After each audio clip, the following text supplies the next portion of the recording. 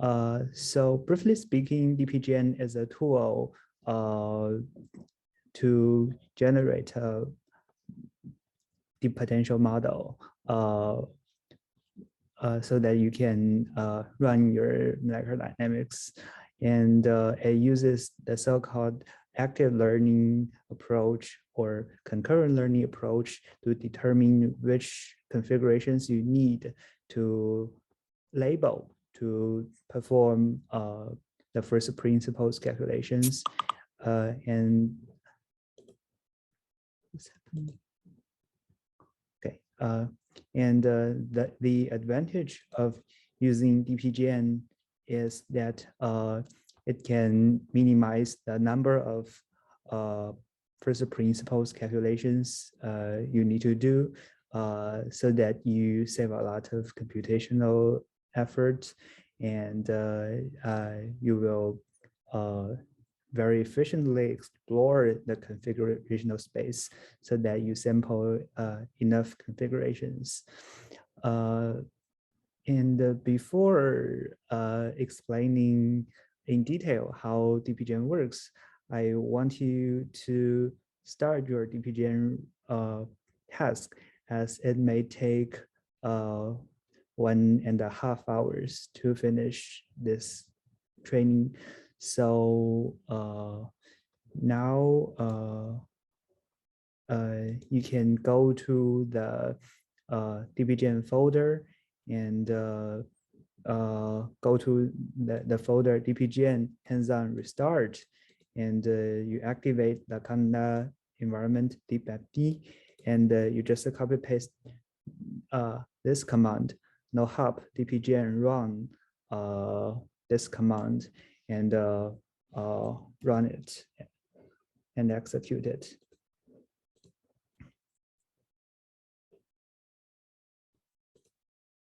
I'm putting the command you need to run in the chat, and now I will share my screen to show how to do this.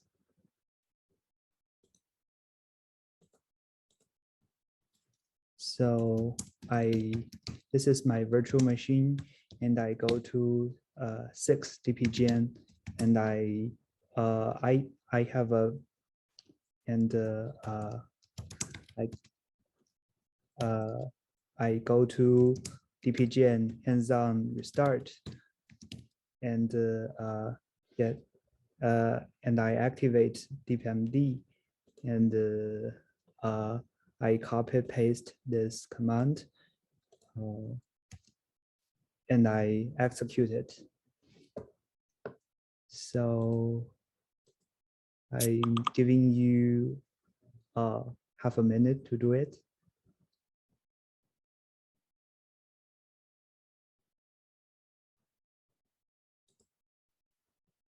Are you okay with this? Do you have any questions? Very good. Are you successful in executing this command?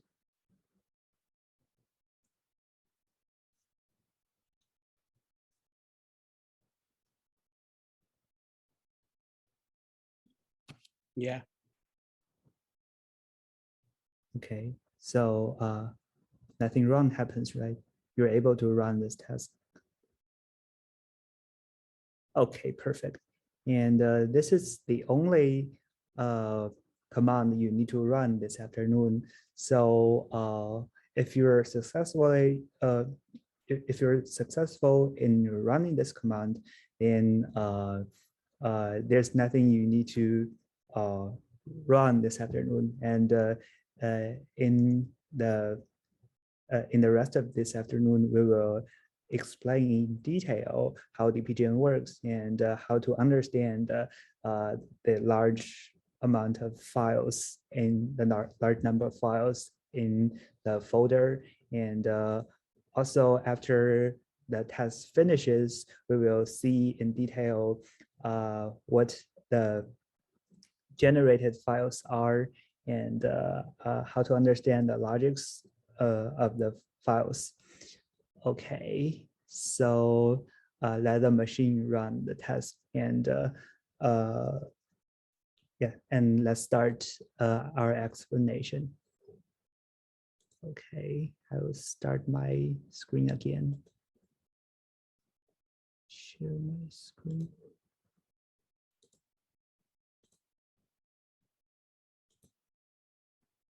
Okay, so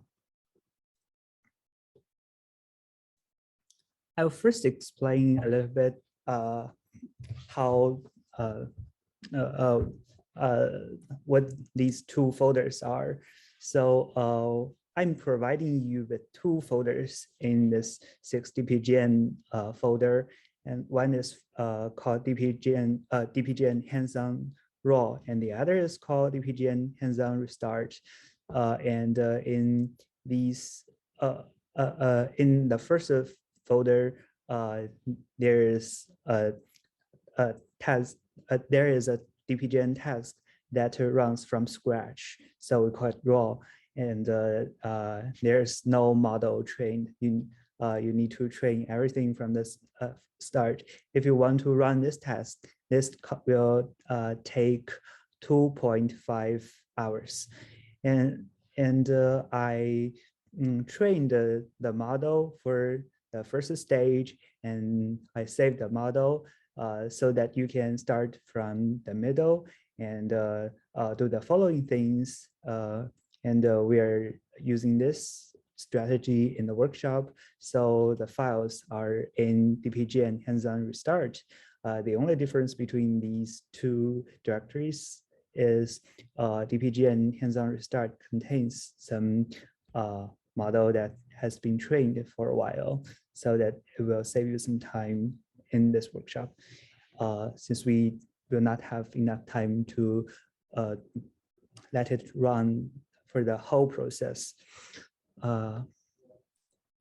So next, I will briefly introduce how DPGEN works, the logic of DPGEN.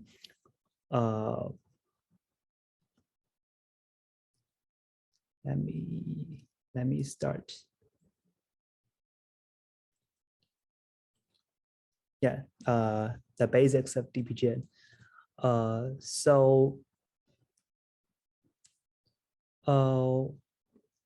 Let me first introduce a little bit what are included in the DPGEN hands-on raw folder.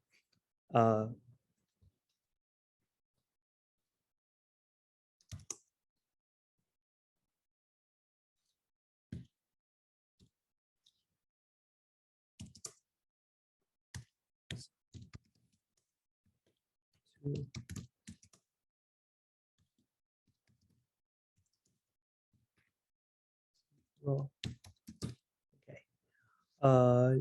If you open this folder, you will see a folder called methane.init.data and two JSON scripts, and one script that is the command that runs this DPGEN task.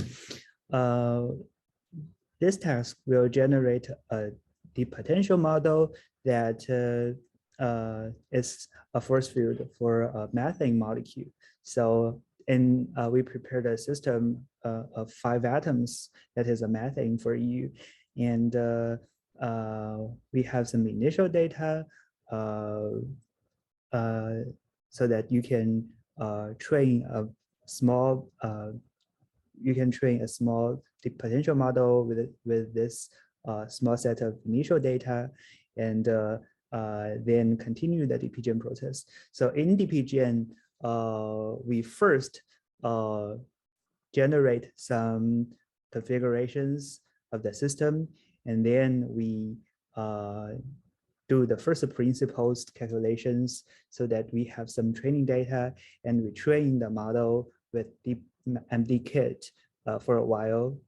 Actually, we will train 4 models at the same time, and the parameters of the 4 models will be totally the same. The only difference will be we will using different random seeds in training the four models, so that we will have four different models.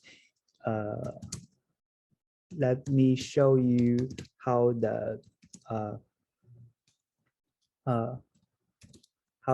initial data looks like.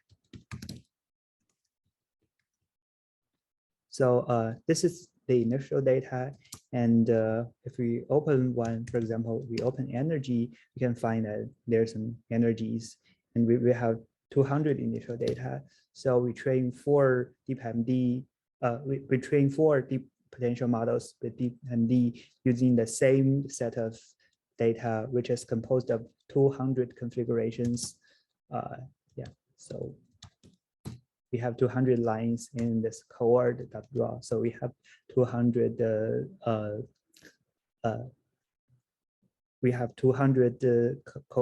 configurations in the initial data, and also you can check that there are 15 columns in this file.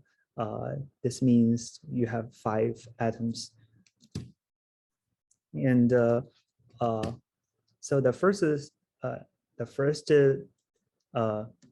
stage of the DPGEN task will be training, and we will train a deep potential model with DPMD kit. We will train 4 models, and in DPGEN we use some labels to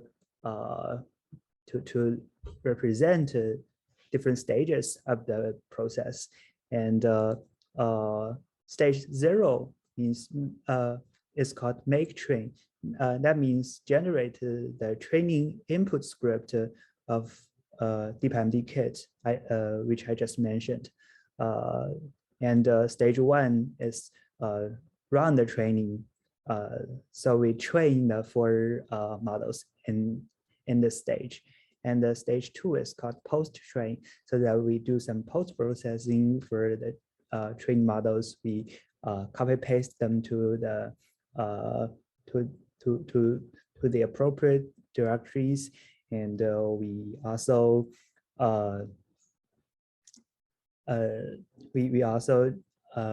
clear some directories so that in the training process. After training, we will compute the model deviations of the 4 models trained in the last stage. So the second second part of a DPGEN iteration is called model dev. It's the shortcut of model deviation, and it also consists of 3 stages: make, run, and post. So stage 3 of a DPGEN iteration is called make model deviation. That is, in this step, we generate some LAMPS input scripts, and also we make the correct directories to run the LAMPS tasks. And then stage 4 is called run model deviation. The things we do in this stage is that with the 4 models, we run 4 molecular dynamics trajectories of several steps. For example, with 1,000 steps, and we can after we when we generated the 4 trajectories, we will have 4 sets of energies and forces with the same set of trajectories, with the same set of coordinates. So we can compute the standard deviations of the 4 force values for each configuration, and we will determine which coordinates. We will determine which configurations we will determine which configurations to be labeled. The logic is that if the four models can predict the same energy and force for a configuration, then that means this model can predict very well for this configuration, and we don't need further training data on this configuration to be added into the data set. However, if the four models provide very different predictions for a specific configuration, this means that we cannot, the model cannot work very well for this specific configuration. So we will label this configuration. That means we will compute the energies, the energy, the force of this configuration, and add the label of this configuration into the data set, and then train the model again, so that the model has the ability to make predictions on this configuration. However, if the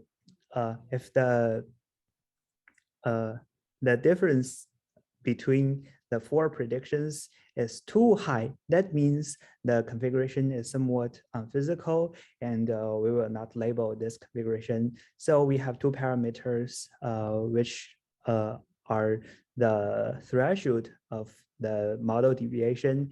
If the model deviation is higher than a lower limit and lower than a higher limit, then we think that this configuration is a candidate to be labeled. And if the model deviation is lower than a lower limit, then we think this configuration is good. And if the model deviation is higher than a higher limit, then this configuration, we think that it has failed. Okay, so I just explained how the principles of, I just explained the principles of selecting candidates for the configurations to be labeled. And then in stage 5, post model deviation, we record the which configurations are good candidate or failed, and then make clean the directory, and also copy paste the candidate into the appropriate directory, so that we can do the next step. And in the next step, we want to label the candidates so that we can add them into the training data set. So the next step is called FP. FP stands for first principles. It also consists of 3 stages: make FP, run FP, and post FP. Make FP generates some first principles calculations input scripts. For example, the input script of quantum espresso or VASP, and run FP runs these first principle tasks, and post FP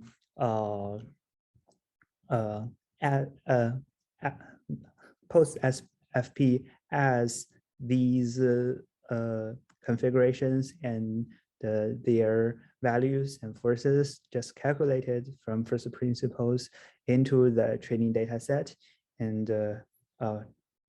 do the necessary format transforming, and so that DeepMD kit can use these data to train the model. The 9 stages, 0 to 8, consists of an iteration in DPGEN. And after one, sorry, there is someone saying in chat, which first principle codes are supported by DPGEN? That's a very good question. So in this workshop, of course, we use Quantum Espresso, and we also discussed a lot about how to use Quantum Espresso yesterday. And if we check the document of DPGEN,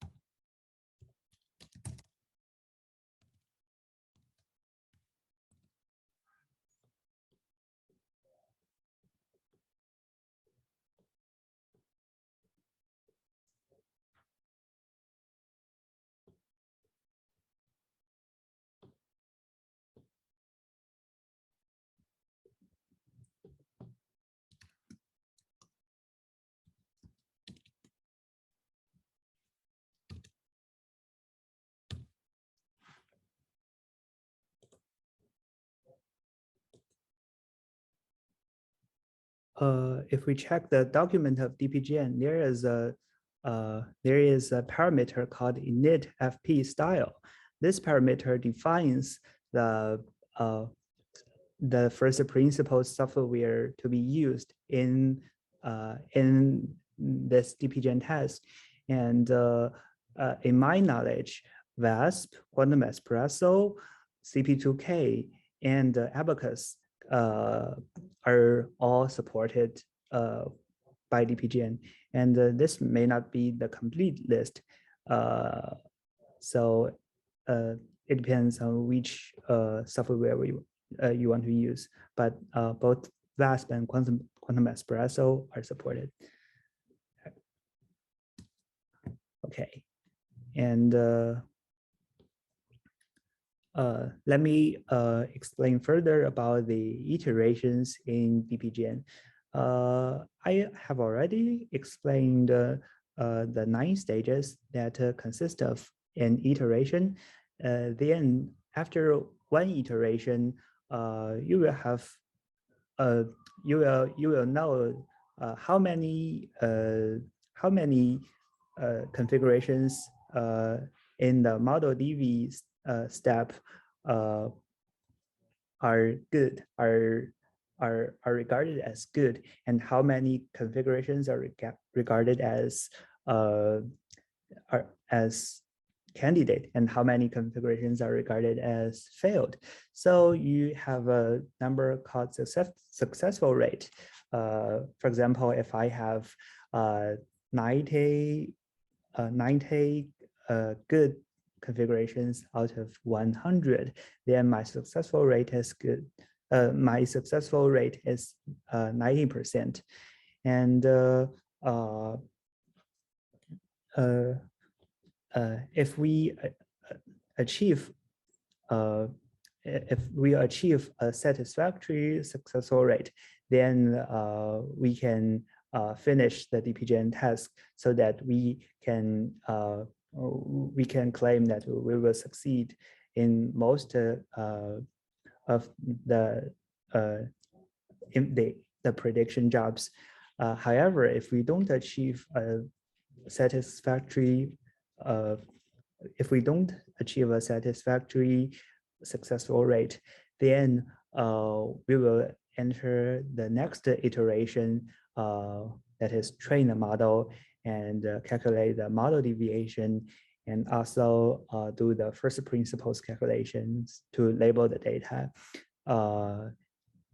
And then we have the successful rate of this iteration to determine whether to enter the next iteration.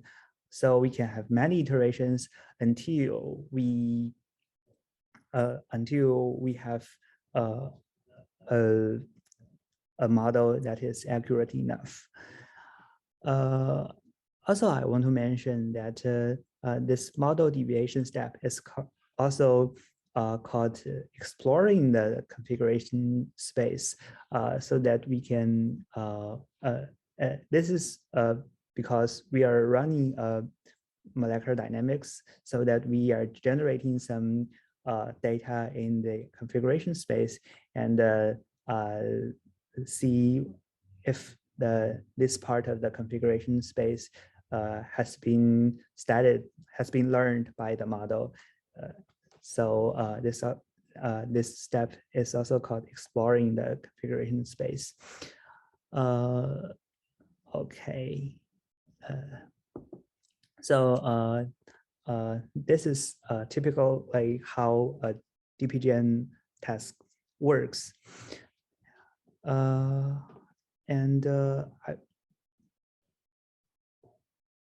The question is there a parameter for the successful rate to determine if DPGEN will enter the next iteration?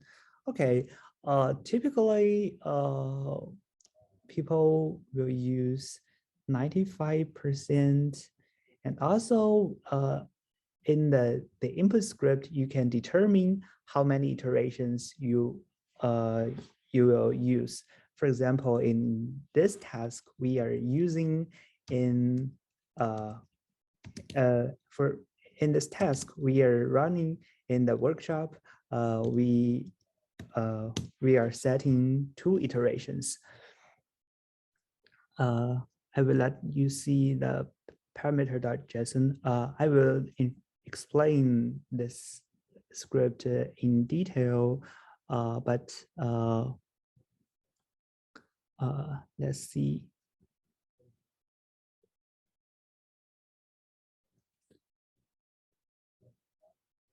So in this part, you will see model deviation jobs, and actually it defines how it defines in each iteration how the model deviation step works. So in the following, we can see in the first in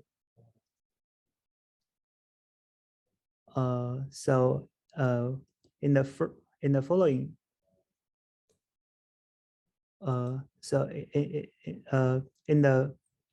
in the first iteration, it will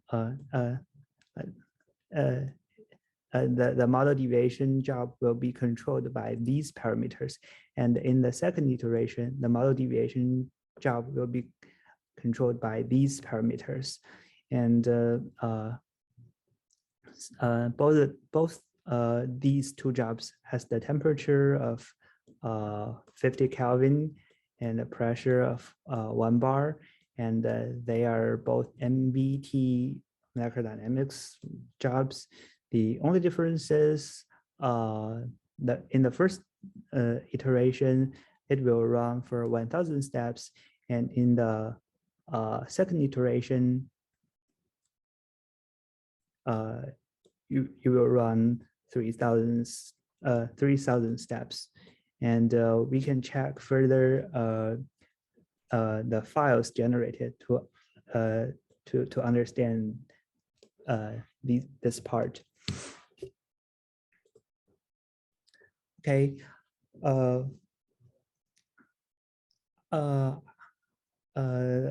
After understanding the logic, how an iteration in DPGEN works, and how DPGEN is composed by many iterations, let's go into the details of each iteration.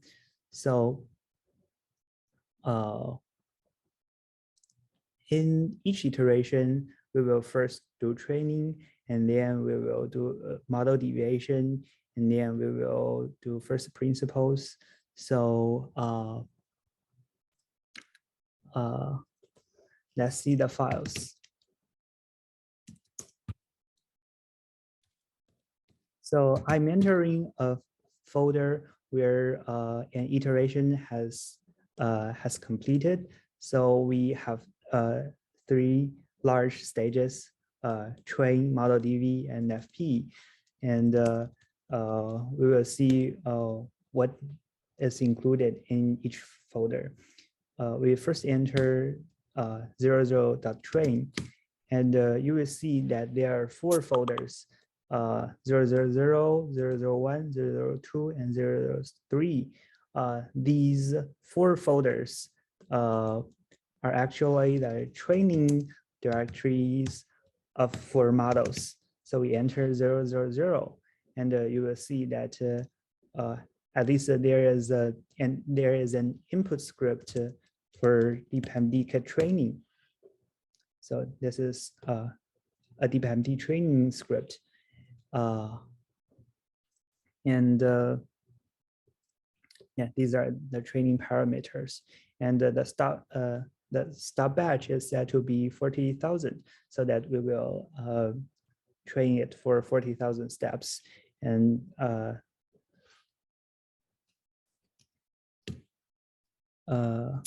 the model trained is here, frozen model.pb. This, and we can also see the learning curve of this training. We trained it for 40,000 steps, and you can see that the root mean squared error decays, and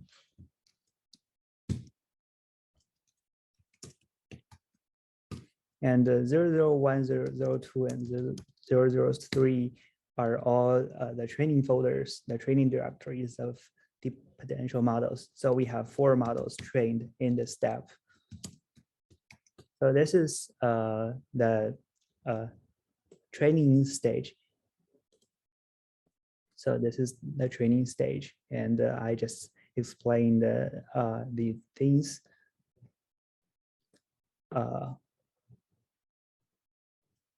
Also, if you want to visualize the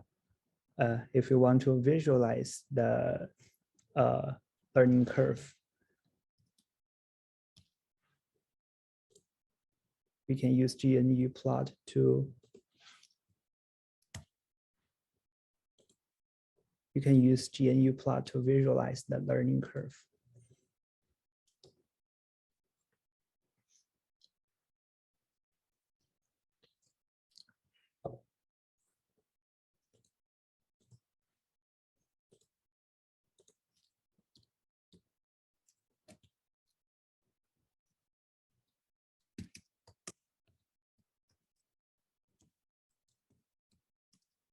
Remember to add a -h when you want to use the plot.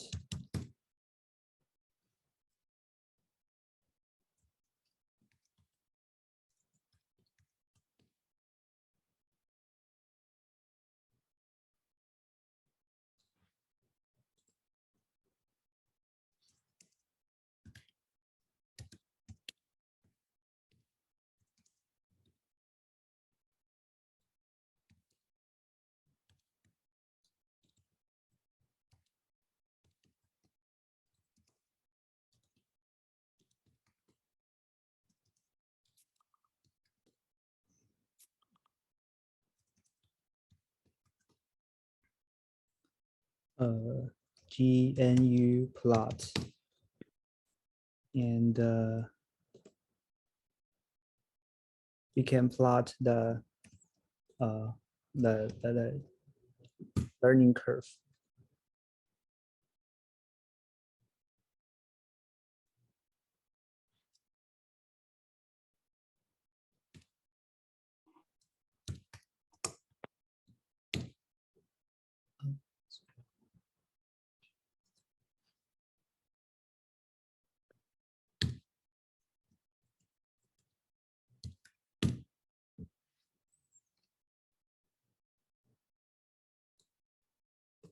Yeah, you can see a learning curve, and the root mean squared error decays very fast. And if we set the scale, the y-axis to be log, we will see it more clearly.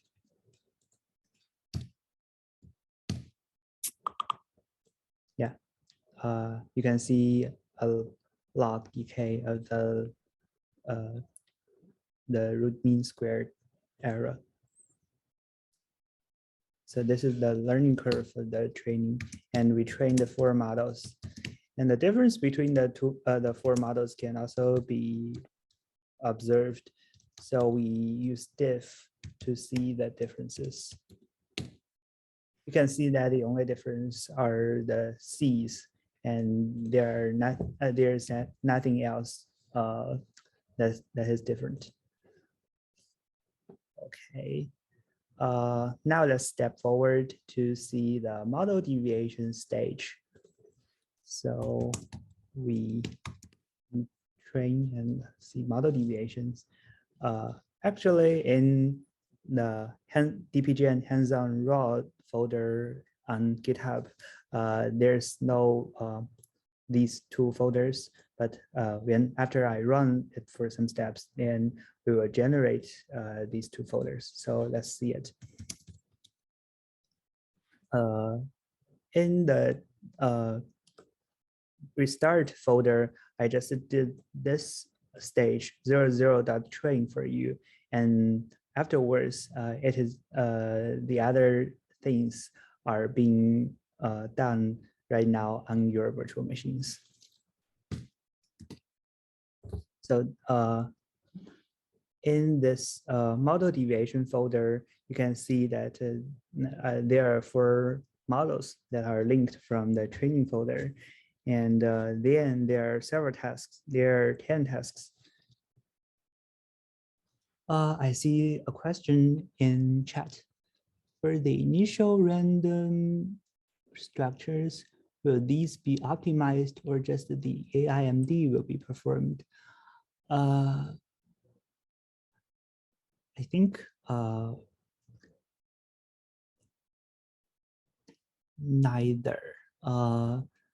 Actually, we perturb some optimized structure to generate a set of structures, and we perform single point of first principles calculations for those structures so that we have a set of training data, and we use this set of training data to train the model. And we actually don't need the AIMD. We just do several separate DFT calculations.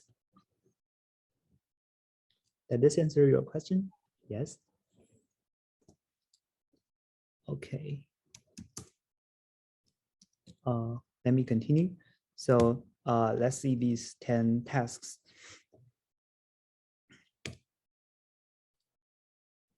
So each task is a LAMP's job. So if we see the input script of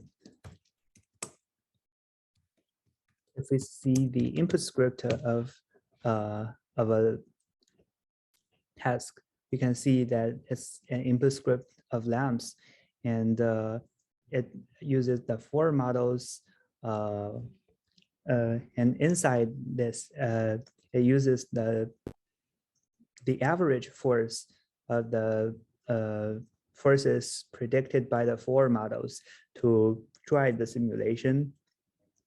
And after the configuration is generated,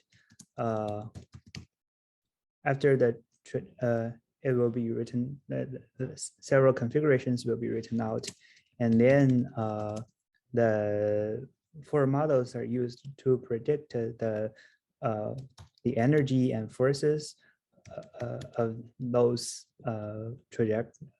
configurations, and so that model deviation out, so that the model deviations are written here.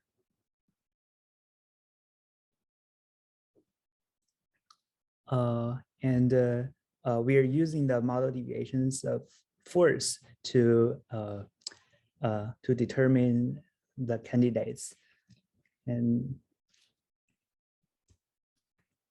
yeah, just that you see how model deviation looks like and how they are calculated.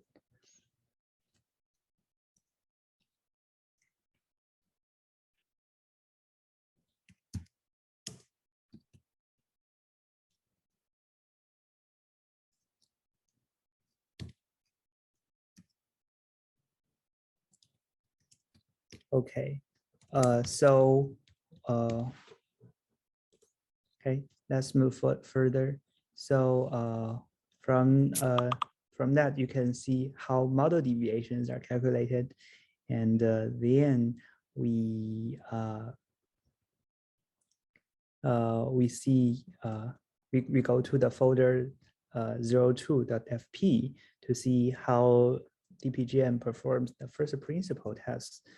This step will use the configurations chosen as the candidates to perform the DFT calculations. You will see three text files. They are called candidate, rest accurate, and rest failed. So let's open them. Let's open candidate. We will see that there are 34 lines, and each line records the index of a configuration in the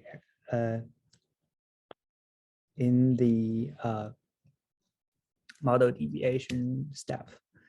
And you can also see rest accurate. It has 960 and 76 lines. We can see rest failed and no configuration failed. So all the configurations explored are physical. So in total, there are 1,000 configurations and 34 inside them failed. Since we set the maximum number of first principle tasks to be 30, we have 30 first principle tasks which calculate the energies and forces of 30 structures selected from the 34 candidates. So we have 30 task folders, and each task folder is a folder of one single quantum espresso self-consistent task. Let's see the input. This is the input script of quantum espresso, which was explained by Zach yesterday, and it performs the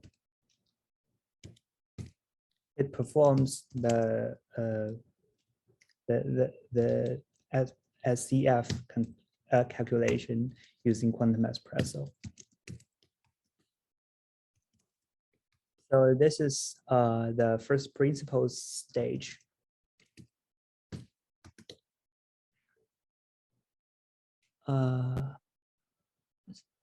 And the three stages. Actually, that's 9 small stages, but they are actually 3 large stages. The 3 large stages consist of an iteration. What's happening? Here's some questions. Question: the command does not run, no hub, ignoring input hub, failed to run DPGEN, no such file directory. Did you do conda activate deepmd? Yes. Oh, for this question, if you want to know that whether your installation of DPGEN is successful, you can use DPGEN-H. Yeah, this is someone. There is someone talking about this. So if you run DPGEN-H, you will see the help information of DPGEN, and it will tell you the usage. DPGEN, it has some modules. It can generate the initial data for several kinds of systems, and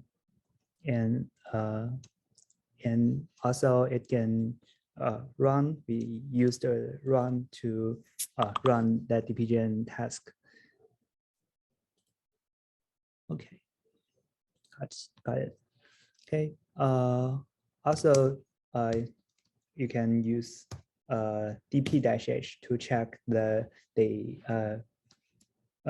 help information of DP, and there are also many useful modules that are written here. And LMP-H is also helpful, in fact. Okay, just to mention that you can check the installation so that you can make sure you have the correct environment to run the program. Okay, let's go further.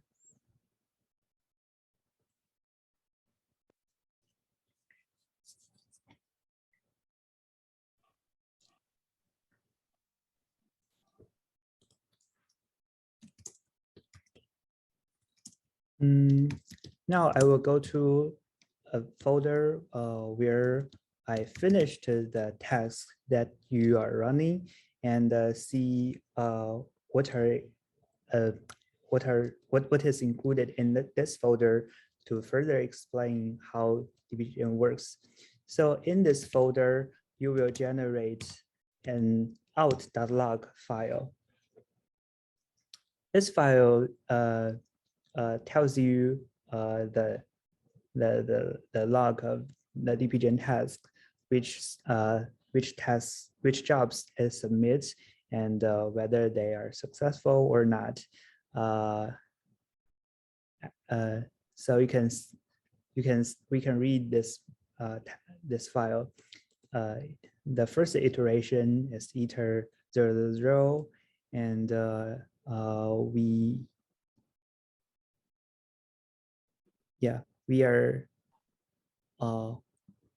we actually start from task 4. I think we should start from task 3, 0, 1, 2, task 3. Anyway, I think it should start from task 3, but yeah, task 4 is the raw model deviation. So you're running some molecular dynamics jobs, and task 5, and after that,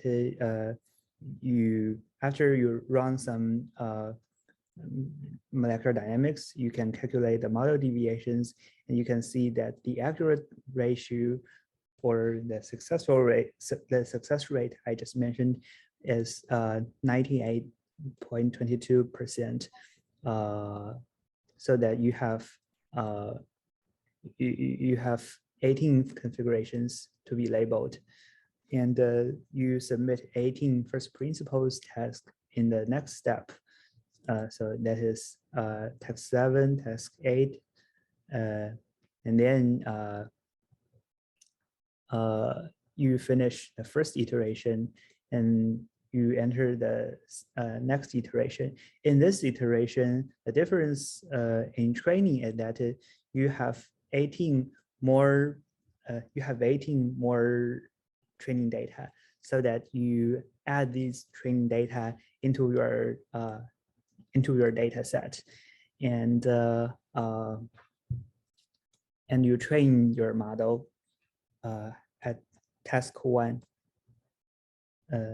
the post-processing, and make model DV and run model deviations, so that you run the molecular dynamics with the potential with the model you have just trained in task 1.